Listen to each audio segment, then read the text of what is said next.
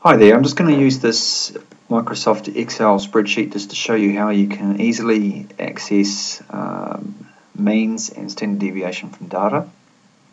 And I would use this spreadsheet with the students right at the beginning of their Year 2 program and allow them to see what I'm doing and then have a play with it on their computers. So I've got some data here which could be anything, but this data set is showing, for instance, some data which is for boys, and I've got information about from year 2011 and 2012. I've got the results along the side there which I can use and try and compare.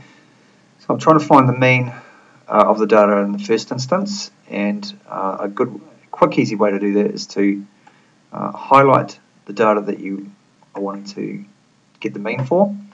And down on the tab on the very bottom here, if I right click on that, I can select a whole lot of different functions which allow me to see things for that data. So for instance, I might want to have the average, I might want to have a minimum, and I might want to have a maximum. I also might want to have the sum of that data, but there are other ones as well that I can have. So that's a nice easy way for me to get means straight away.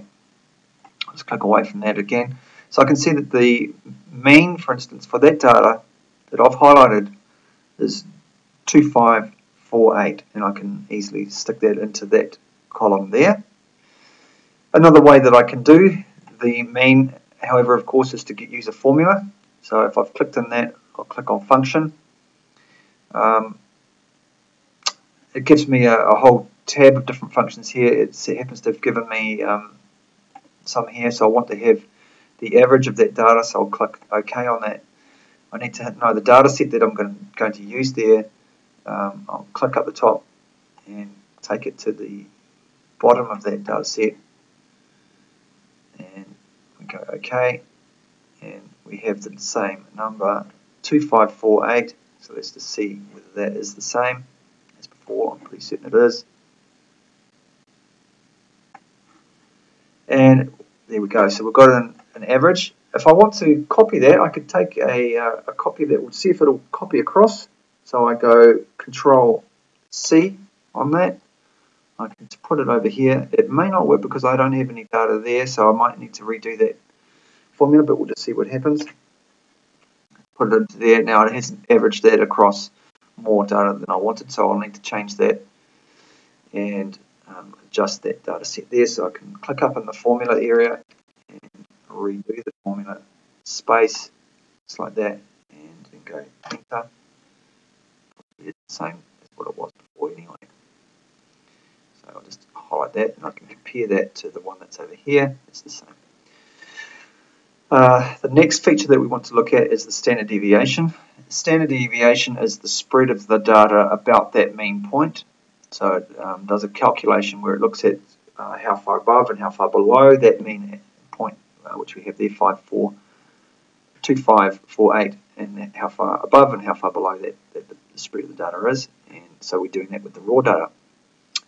There isn't a tab in the bottom that can allow us to do that, so I do need to use a formula for that. If I click on the function, it brings it up again, and you should be able to find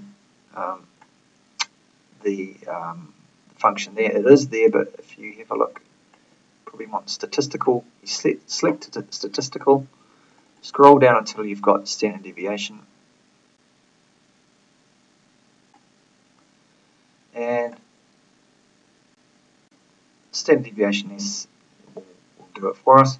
Click OK, and then I need to highlight the data again that I want to use. It's the data set that I want to use. It's going to use that against the mean. Click OK, and it's inserted that in there for me. Now at the moment, it seems to be all my data is rounded to the right level.